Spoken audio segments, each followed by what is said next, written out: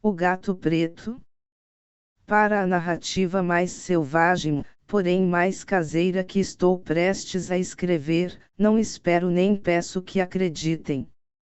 Na verdade, eu seria louco de esperar isso, em um caso em que meus próprios sentidos rejeitam suas próprias evidências.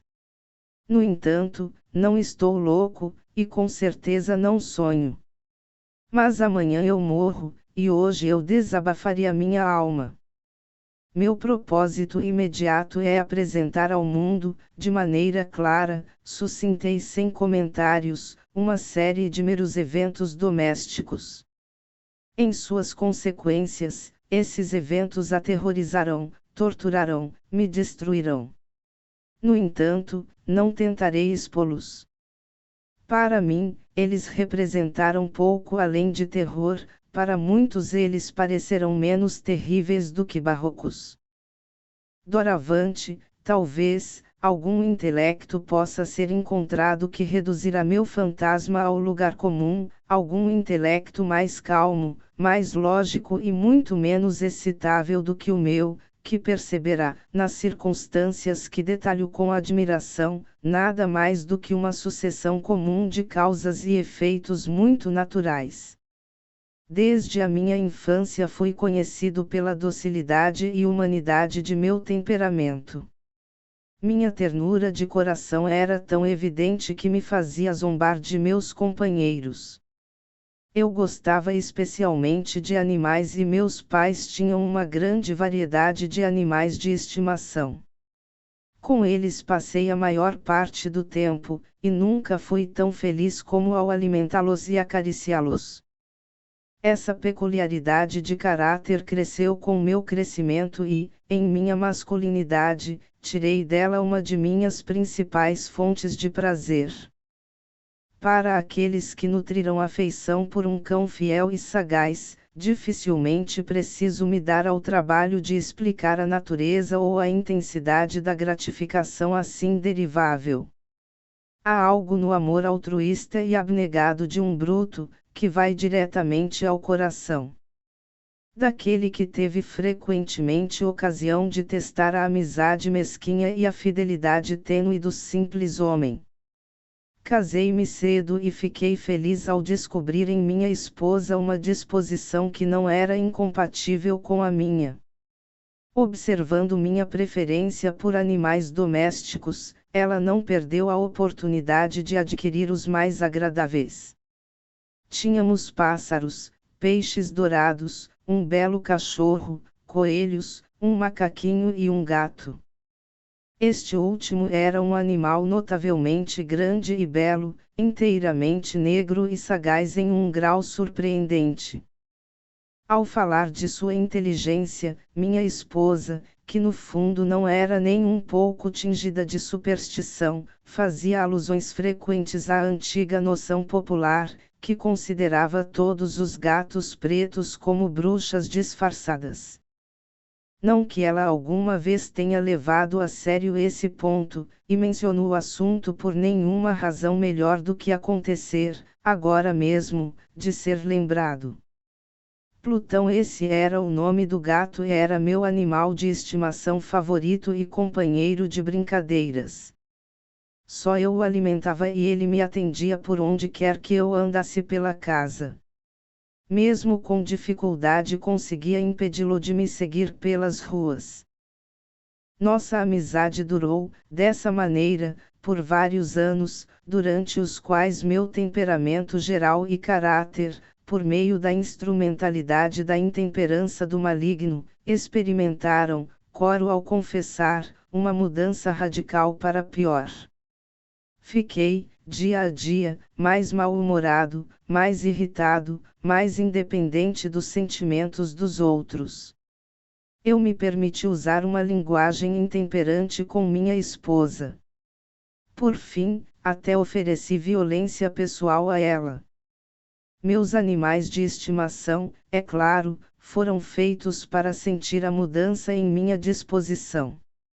Eu não apenas os negligenciei, mas os usei mal.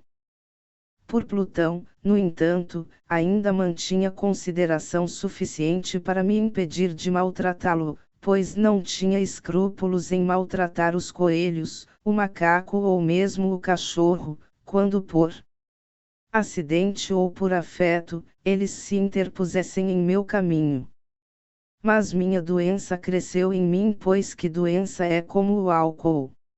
E finalmente até mesmo Plutão, que agora estava envelhecendo e, consequentemente, um tanto rabugento, até mesmo Plutão começou a sentir os efeitos do meu mau humor.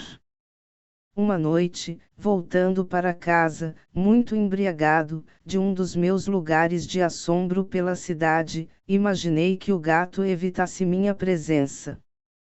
Eu o agarrei, quando, em seu medo da minha violência, ele infligiu um leve ferimento na minha mão com os dentes. A fúria de um demônio imediatamente me possuiu. Eu não me conhecia mais. Minha alma original pareceu, ao mesmo tempo, fugir de meu corpo, e uma malevolência mais do que diabólica, alimentada com gin, emocionou cada fibra de meu corpo.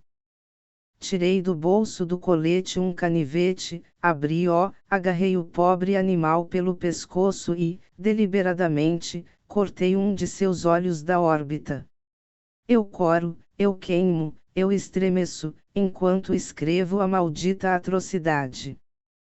Quando a razão voltou pela manhã, quando eu tinha dormido para se livrar dos vapores da orgia da noite, experimentei um sentimento meio de horror, meio de remorso, pelo crime do qual eu era culpado, mas foi, na melhor das hipóteses, um sentimento débil e ambíguo, e a alma permaneceu intocada.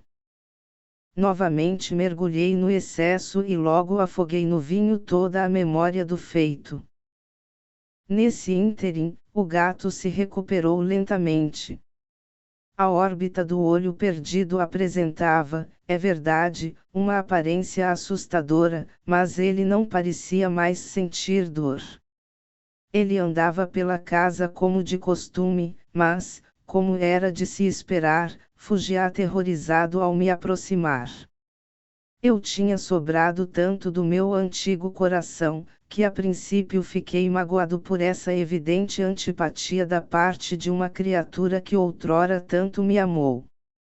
Mas esse sentimento logo deu lugar à irritação. E então veio, como se fosse para minha derrota final e irrevogável, o espírito de perversidade. Desse espírito, a filosofia não leva em consideração. No entanto, não estou mais certo de que minha alma vive, do que de que a perversidade é um dos impulsos primitivos do coração humano, uma das faculdades primárias indivisíveis, ou sentimentos, que dão direção ao caráter do homem. Quem já não se surpreendeu 100 vezes cometendo uma ação vil ou tola, por nenhuma outra razão a não ser porque você sabe que não deveria? Não temos nós uma tendência perpétua, nos dentes de nosso melhor julgamento, de violar o que é a lei, simplesmente porque a entendemos como tal. Esse espírito de perversidade, eu digo, veio para minha queda final. Foi esse anseio insondável da alma de se irritar, de oferecer violência à sua própria natureza, de fazer o mal apenas pelo mal, que me incentivou a continuar e, finalmente, consumar o dano que havia infligido ao bruto inflexível. Certa manhã, com sangue frio, coloquei um laço em seu pescoço e enforquei-o no galho de uma árvore, enforquei-o com as lágrimas escorrendo de meus olhos e com o mais amargo remorso em meu coração, enforquei-o porque eu sabia que me amava e porque eu sentia que não me ofendia, enforquei-o porque sabia que, ao fazê-lo, estava cometendo um pecado mortal que colocaria em risco minha alma imortal a ponto de colocá-la se tal coisa fosse possível mesmo além do alcance da infinita misericórdia do Deus misericordioso e terrível. Na noite do dia em que este ato cruel foi cometido, fui acordado pelo grito de fogo. As cortinas da minha cama estavam em chamas. A casa inteira estava em chamas. Foi com grande dificuldade que minha esposa, uma criada e eu escapamos do incêndio. A destruição foi completa. Toda a minha riqueza mundana foi engolida, e me resignei a partir daí ao desespero. Estou acima da fraqueza de buscar estabelecer uma sequência de causa e efeito, entre o desastre e a atrocidade. Mas estou detalhando uma cadeia de fatos, e não desejo deixar nem mesmo um possível elo imperfeito. No dia seguinte ao incêndio, visitei as ruínas. As paredes, com uma exceção, haviam caído. Essa exceção foi encontrada em uma parede de compartimento, não muito grossa, que ficava no meio da casa, e contra a qual repousava a cabeceira da minha cama. O reboco aqui, em grande parte, resistiu à ação do fogo, fato que atribuí ao fato de ter sido recentemente espalhado. Em torno dessa parede, uma densa multidão foi reunida, e muitas pessoas pareciam estar examinando uma parte específica dela com atenção muito minuciosa e ansiosa. As palavras estranho, singular, e outras expressões semelhantes, excitaram minha curiosidade. Aproximei-me e vi, como se gravada em baixo relevo na superfície branca, a figura de um gato gigantesco. A impressão foi dada com uma precisão verdadeiramente maravilhosa. Havia uma corda em volta do pescoço do animal. Quando vi essa aparição pela primeira vez, pois dificilmente poderia considerá-la menos, minha admiração e meu terror foram extremos. Mas, por fim, a reflexão veio em meu auxílio. O gato, eu me lembrei, tinha sido pendurado em um jardim adjacente à casa.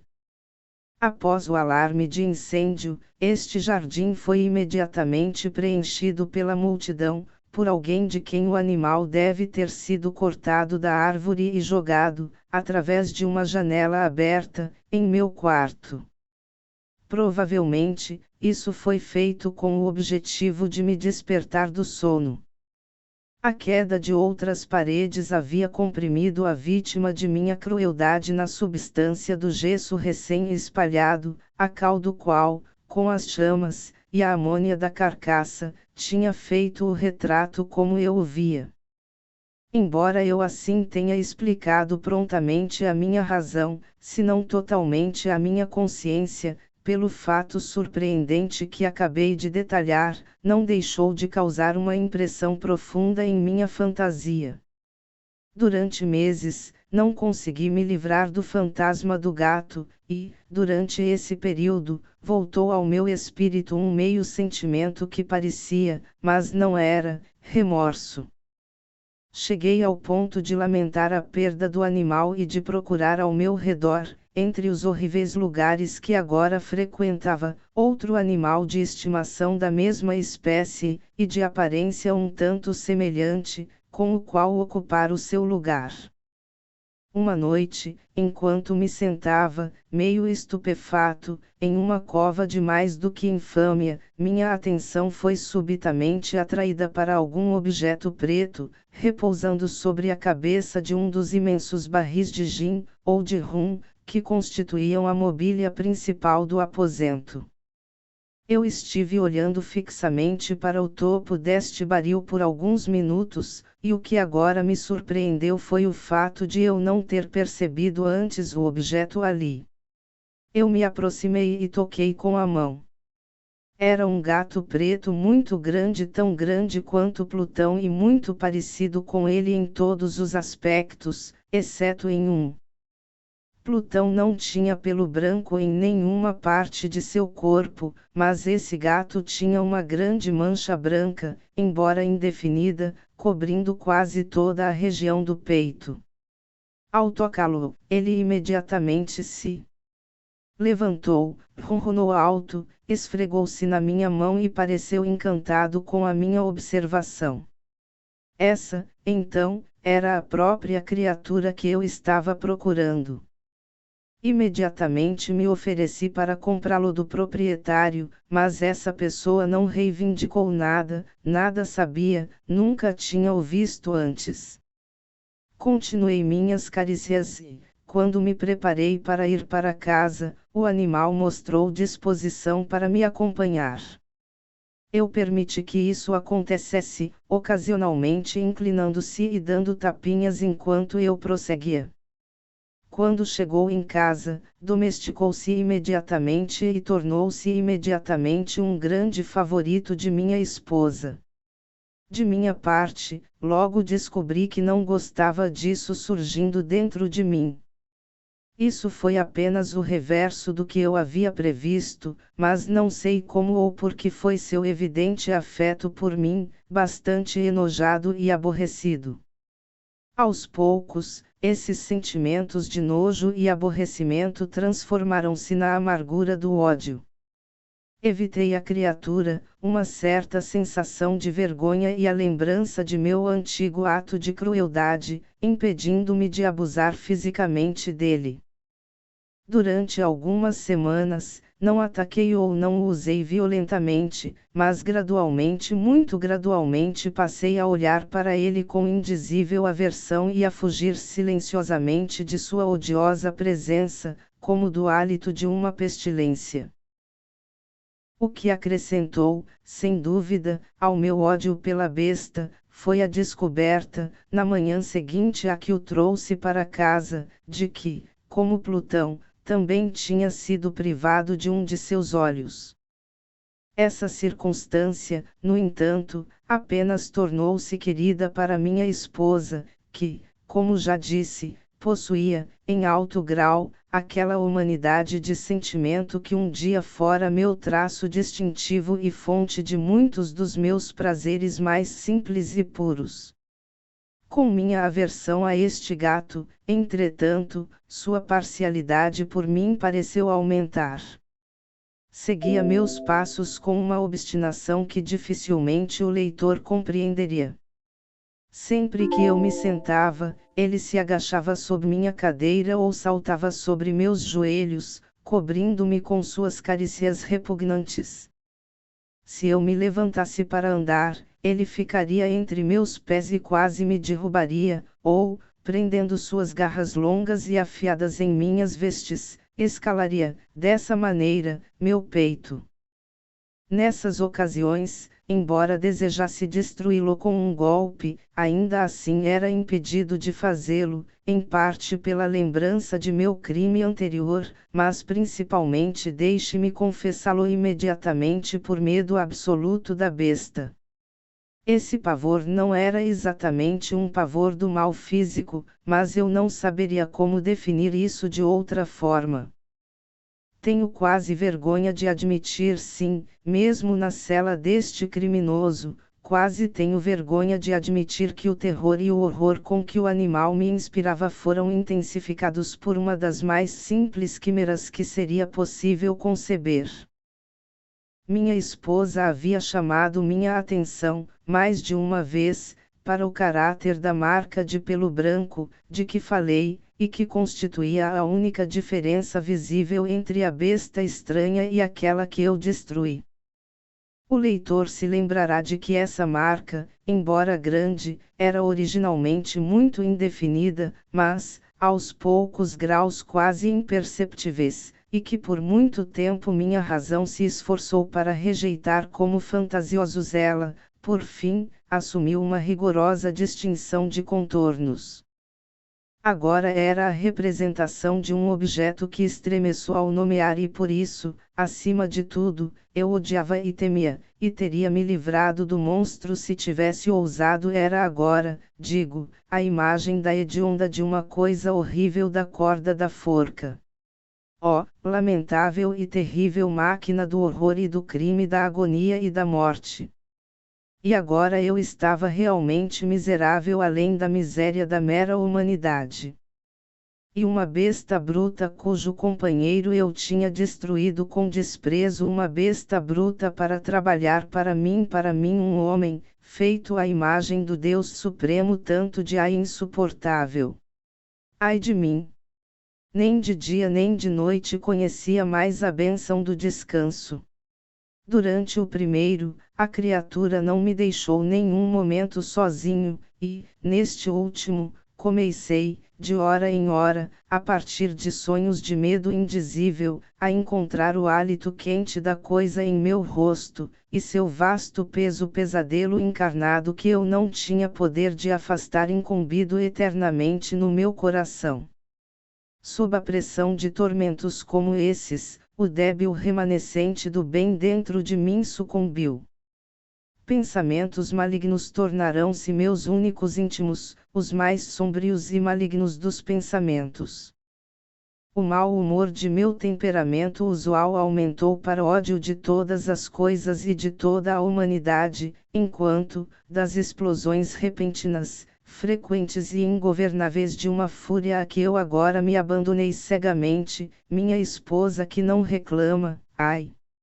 Era a mais comum e a mais paciente das sofredoras. Um dia ela me acompanhou, em alguma missão doméstica, até o porão do antigo prédio que nossa pobreza nos obrigava a habitar. O gato me seguiu pela escada íngreme e, quase me jogando de cabeça para baixo, me exasperou até a loucura. Erguendo um machado e esquecendo, em minha cólera, o pavor infantil que até então detinha minha mão, dei um golpe no animal que, é claro, teria se mostrado instantaneamente fatal se ele tivesse descido como eu desejava. Mas esse golpe foi detido pela mão de minha esposa. Incitado pela interferência, em uma raiva mais do que demoníaca, retirei meu braço de sua mão e enterrei o machado em seu cérebro. Ela caiu morta no local, sem um gemido. Conseguido esse assassinato hediondo, dediquei-me imediatamente, e com total deliberação, à tarefa de ocultar o corpo. Eu sabia que não poderia retirá-lo de casa, nem de dia nem de noite, sem correr o risco de ser observado pelos vizinhos. Muitos projetos passaram pela minha cabeça. Certa vez, pensei em cortar o cadáver em fragmentos minúsculos e destruí-los com fogo. Em outra, resolvi cavar uma cova para ele no chão do porão. Mais uma vez, pensei em jogá-lo no poço do quintal, embalá-lo em uma caixa, como se fosse mercadoria, com os arranjos usuais, e assim conseguir que um carregador o levasse de casa. Por fim, descobri o que considerei um expediente muito melhor do que qualquer um desses. Decidi colocá-lo em uma parede no porão, como consta que os monges da Idade Média cercavam suas vítimas. Para um propósito como este, a adega estava bem adaptada. Suas paredes eram mal construídas e ultimamente haviam sido totalmente rebocadas com um gesso áspero, que a umidade da atmosfera impedira de endurecer. Além disso, em uma das paredes havia uma projeção, causada por uma falsa chaminé, ou lareira, que havia sido preenchida e feita para se parecer com o vermelho do porão. Não tive dúvidas de que poderia facilmente deslocar os tijolos naquele ponto, inserir o cadáver e emparedá-lo como antes, de modo que nenhum olho pudesse detectar qualquer coisa suspeita. E nesse cálculo não fui enganado. Por meio de um pé de cabra, desalojei facilmente os tijolos e, depois de depositar cuidadosamente o corpo contra a parede interna, coloquei-o nessa posição, enquanto, com pouca dificuldade, recoloquei toda a estrutura como estava originalmente. Tendo adquirido argamassa, areia e fibras, com todas as precauções possíveis, preparei um gesso que não se distinguia do antigo e com isso examinei com muito cuidado a nova alvenaria. Quando terminei, fiquei satisfeito porque tudo estava certo. A parede não apresentava a menor aparência de ter sido mexida. O lixo no chão foi recolhido com o mínimo cuidado.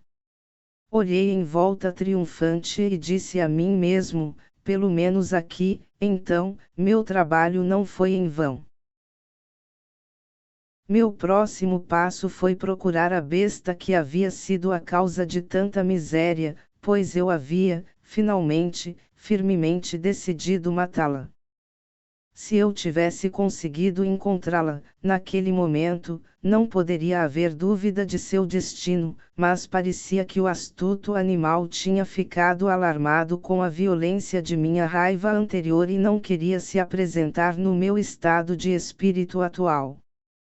É impossível descrever ou imaginar a profunda e bem-aventurada sensação de alívio que a ausência da detestável criatura ocasionou em meu peito.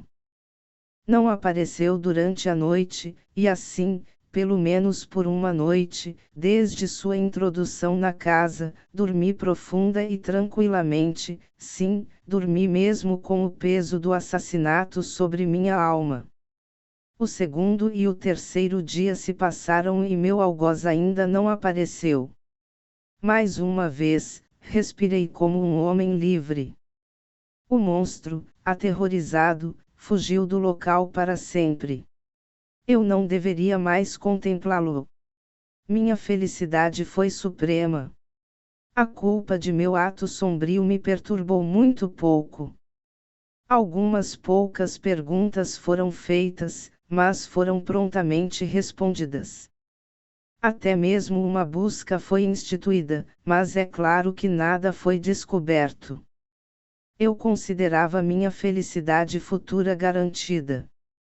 No quarto dia do assassinato, um grupo de policiais entrou, inesperadamente, na casa e voltou a fazer uma investigação rigorosa das instalações. Seguro, no entanto, na inescrutabilidade do meu esconderijo, não senti qualquer embaraço. Os oficiais me mandaram acompanhá-los em sua busca. Eles não deixaram nenhum canto inexplorado. Finalmente, pela terceira ou quarta vez, eles desceram ao porão. Eu não estremeci nenhum músculo. Meu coração batia com calma como o de quem dorme na inocência. Caminhei pelo porão de ponta a ponta. Cruzei os braços sobre o peito e vaguei facilmente de um lado para o outro. A polícia ficou totalmente satisfeita e preparada para partir. A alegria em meu coração era muito forte para ser contida. Eu ardia em dizer apenas uma palavra, a título de triunfo, e tornar duplamente segura sua garantia de minha inocuidade. Cavalheiros, falei por fim, enquanto o grupo subia os degraus. É um prazer ter dissipado suas suspeitas. Desejo a todos saúde e um pouco mais de cortesia. A propósito, senhores, esta é uma casa muito bem construída. No desejo raivoso de dizer algo facilmente, eu mal sabia o que dizia. Posso dizer uma casa excelentemente bem construída. Essas paredes, vocês estão indo, senhores. Essas paredes estão solidamente montadas. E aqui, pelo mero frenesi do desafio, bati pesadamente, com uma bengala que segurava na mão, sobre aquela mesma parte da alvenaria atrás da qual estava o cadáver da esposa de meu peito. Mas que Deus me proteja e me livre das presas do arquidemônio. Assim que a reverberação dos meus golpes mergulhou no silêncio, fui respondido por uma voz de dentro da tumba. Por um grito, a princípio abafado e quebrado, como o choro de uma criança, e então rapidamente se transformando em um longo, grito alto e contínuo, totalmente anômalo e desumano, um uivo, um grito agudo, metade de horror e metade de triunfo, como o que poderia ter surgido apenas do inferno, conjuntamente das gargantas dos condenados em sua agonia e dos demônios que exulta na danação. É loucura falar de meus próprios pensamentos.